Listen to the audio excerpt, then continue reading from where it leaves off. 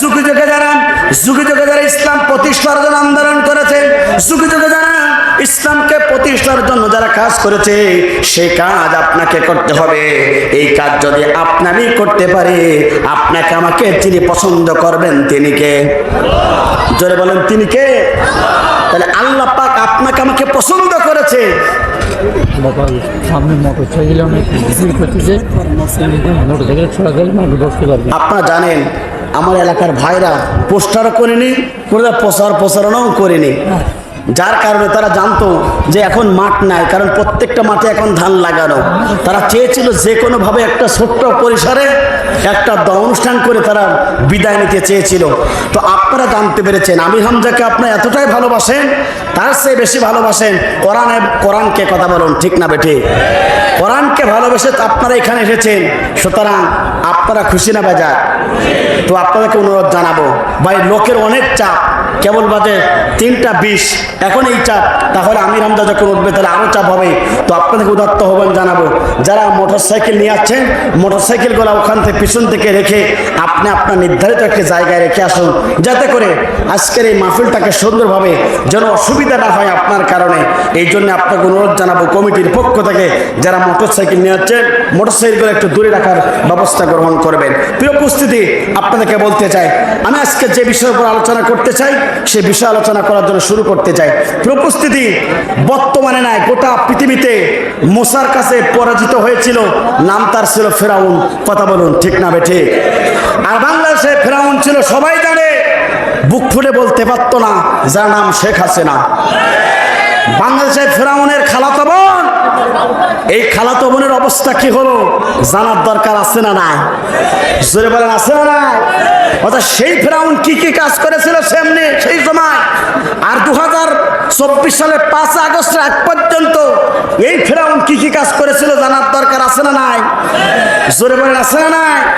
প্রিয় উপস্থিতি, এই ফেরাউন প্রথম নম্বর সে কাজ করেছিল দেশের সমস্ত মানুষকে জিম্মি করেছিল। কথা বলেন না কেন? এই ফেরাউন প্রথম নম্বর কাজ করেছিল কি? দেশের সমস্ত মানুষকে জিম্মি করেছিল। কিভাবে?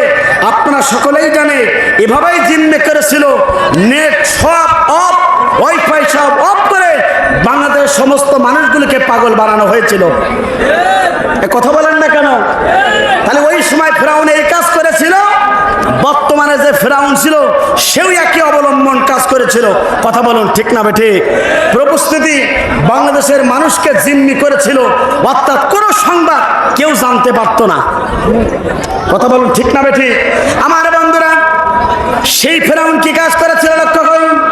মুসা আলাইহিস সালাতু ওয়াস সালাম অনুসারীদেরকে, সকল অনুসারীদেরকে জিম্মি করে বলল।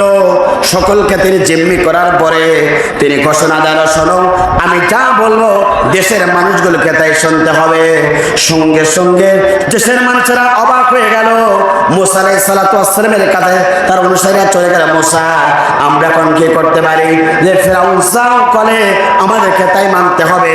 সঙ্গে সঙ্গে মুসা আলাইহিস সালাতু ওয়াস সালাম বলেছিল, শোনো তোমরা যদি আল্লাহর প্রতি মানে থাকো, মুসার প্রতি মানে থেকে থাকো, তাহলে তোমরা ধৈর্য ধারণ করো। ফেরাউনের কথাই তোমরা কোনো প্রকারের টেনশন করবে না, মন খারাপ করবে না, ধৈর্যচ্যুত হবে না। কথা বলুন ঠিক না বেঠিক? আমার বন্ধুরা, বর্তমানে ফেরাউন কি কাজ করেছিল? পার্লামেন্ট থেকে অর্থাৎ তিনি মন্ত্রী পরিষদ থেকে সকলকে বলা হলো তোমরা 3 জন চলে যাও, আর ছাত্র ভাইদের সাথে বৈঠক করে তোমরা তাড়াতাড়ি বলে আসো দেশের সমস্ত অরাজকতা সব কিছু ঠিক করতে গেলে নেটগুলো বন্ধ করে দিয়ে সমস্ত মানুষগুলোকে জিম্মি করতে হবে। কথা বলুন ঠিক না বেঠিক? আমার বন্ধুরা, এটা আমার কথা নাই, সেই ফেরাউনের কথা। আল্লাহ রাব্বুল আলামিন কোরআনুল কারীমের কথা ঘোষণা করলেন, ফাহাসারা ফানাদা, দেশের সমস্ত মানুষগুলোকে একত্রিত করে ফেললো। অর্থাৎ সমস্ত মানুষগুলোকে একত্রিত করে অর্থাৎ জিম্মি করে সে বলেছিল, ফাকালা আনা রাব্বুকুমুল আলা, আমি কি সমস্ত ক্ষমতার মালিক নয়? কথা বলুন ঠিক না বেঠিক? সেই ফেরাউন বলেছিল, দেশের সমস্ত মানুষগুলো একত্রিত করলো, করার পরে ফেরাউন বলছে, এই শোনো আমি সমস্ত ক্ষমতার মালিক, আমি যদি দিশু দেই তোমরা চলতে পারবে, নাইতে পারবে না। মুসার অনুসারী বলেছিল, না না না, আমাদের সমস্ত ক্ষমতার মালিককে লিল্লাহি মা ফিস সামা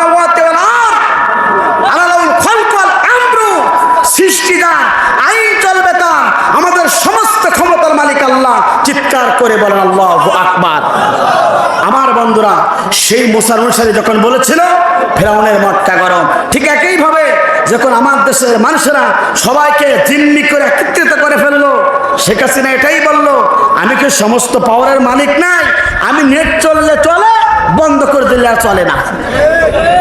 কথা বলেন না কেন? সে সময় ফেরাউন কি কাজ করেছিল? আর এই ফেরাউন কি কাজ করেছিল একটু দেখুন বন্ধুরা। সে বলেছিল নেট খোলা রাখলে আমি বললি নেট চলে, আর আমি যদি না বলি নেট চলে না। অত আমাদের বাংলাদেশের সমস্ত মানুষকে জিম্মি করেছিল না? কথা বলেন না কেন আমার বন্ধুরা? আর সে বলেছিল আমি সমস্ত পাওয়ারের মালিক, আমাকে থামাই কে, আমি আরো থাকবো। কিন্তু আল্লাহ পাক বলল তোরা রাখবো না। কথা বলুন ঠিক না বেটি? এই খেলা কার? জোরে বলেন কার? এই ছাত্র ভাইরা আছে আবাবিল পাখির মতো, তারা ছোট্ট ছোট পাখি, আবাবিল পাখি দেব, ওখানে কাবা ঘরকে আল্লাহ পাক তাদের দ্বারা সাহায্য করেছিল। আর বাংলাদেশে লাল পতাকা খোঁজিদাই পতাকায় রক্ষা করলো আল্লাহর সবচেয়ে গায়বী ফেরেশতা দ্বারা, আর বাংলাদেশে ছাত্র আন্দোলন ভাইদের দ্বারা।